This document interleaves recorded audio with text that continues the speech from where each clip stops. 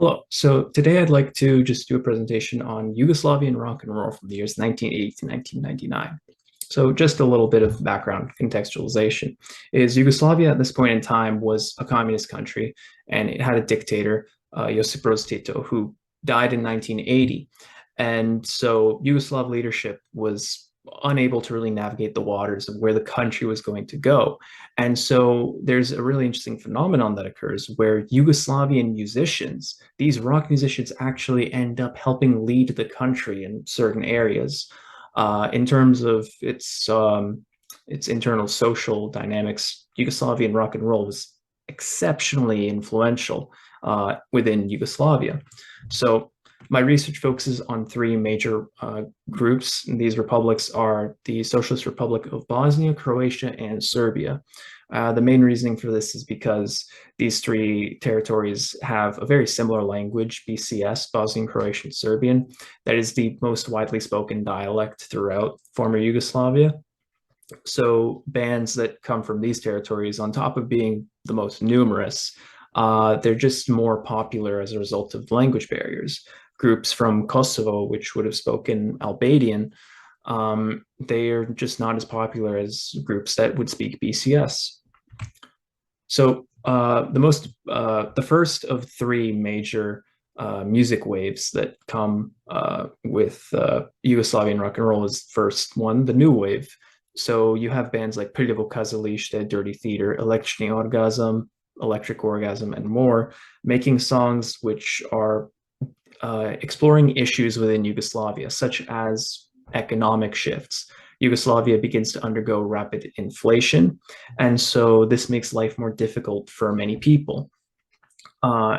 There are organizations like the SSOJ, which create youth clubs across the country. And in these youth clubs, it's encouraged by communist leadership to be intellectual, to engage in these activities that can help people inherit the country later on. And there are magazines like Polit, which are youth magazines, which prominently feature musicians. However, the aforementioned youth clubs, rock musicians were always invited to come and play their music. And that's how they would attract their first cult following and then branch out to become more widely known across the country. So this song by Prljavo Kazalište, it explores the inflation and just not really having much money to spend on stuff that you think is fun. So instead of worrying about not having enough money to do what you think is fun, to just try and enjoy life regardless. So I'll just play a quick excerpt of it to try and get the sense of what the new wave was kind of like.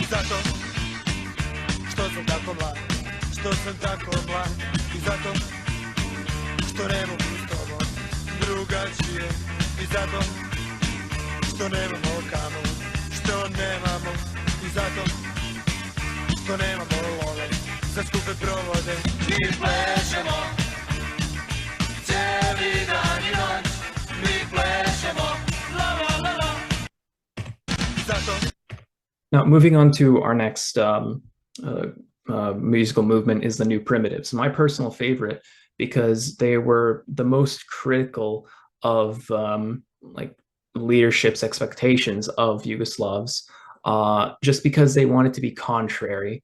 When Yugoslav leadership wanted people to be intellectual, they expressly wished to be anti-intellectual.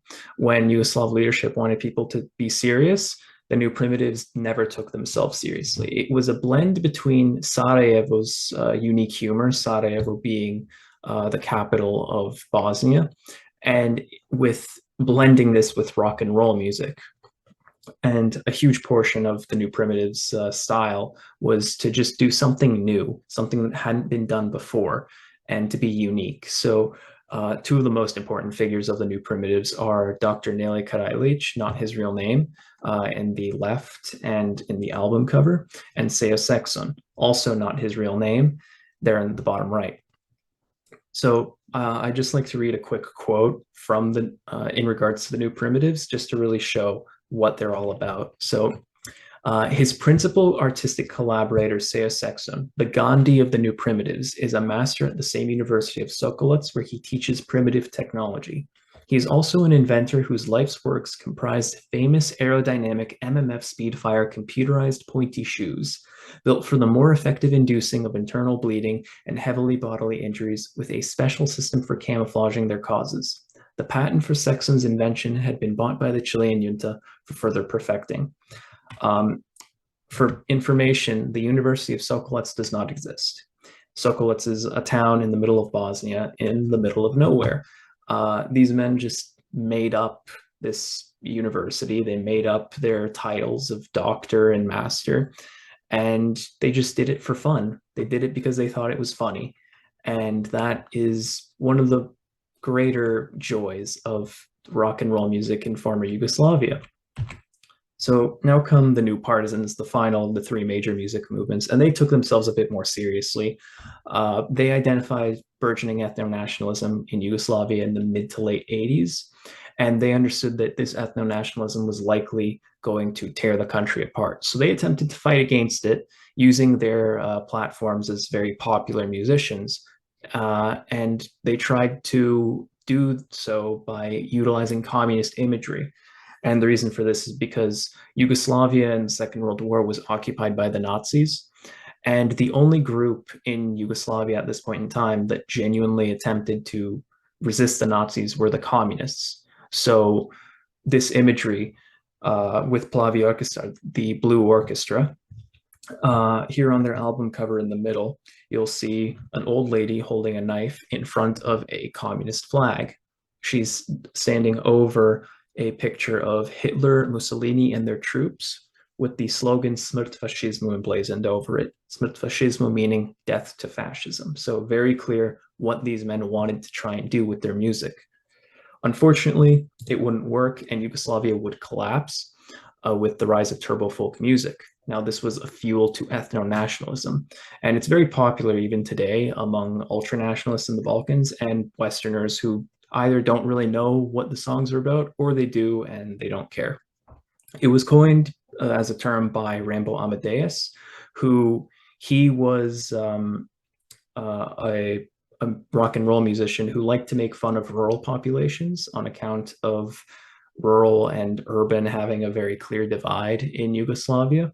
Though the rural populations, they took the opportunity with the collapse of Yugoslavia to try and create more ethnic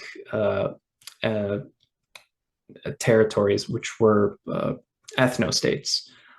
This is in the bottom right, you can see one such singer, Rocky Vulovic, the poster boy of Serbian nationalism.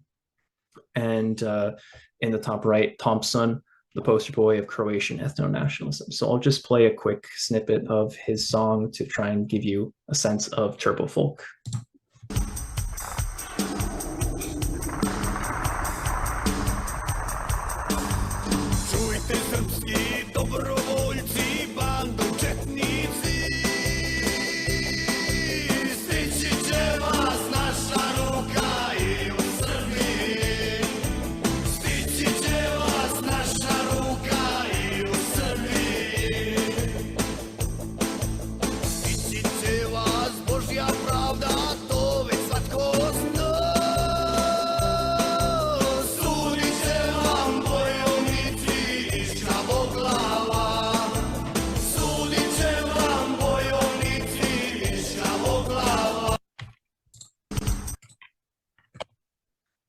However, there was a silver lining to this in that rock and roll music and folk music were clashing at this point in time. Rock musicians did not generally give in to folk music, and they led many efforts at protesting war, such as these Serbian singers, this supergroup that you see on the right called Rim Tuti Tuki.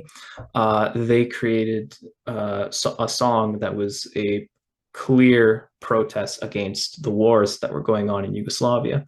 Radio stations in Serbia were playing rock and roll music and being attacked or shut down by the Slobodan Milosevic regime because they wanted to play this rock music that was promoting peace, whereas the Milosevic regime wanted to replace them with stations that would play ethno-nationalist songs with turbo folk. So rock musicians, once again, played a leading role in trying to steer the youth away from these dangerous ideas and to create an air of respect within the country. So to conclude with this, the reason why Yugoslav rock is so important is because it's still very popular to this day. The messages espoused by Yugoslav rock are very progressive, even by today's standards in the Balkans. And they are carrying a dream of a united Yugoslavia, which many youth in these former territories still do believe in spite of its violent breakup in the 90s.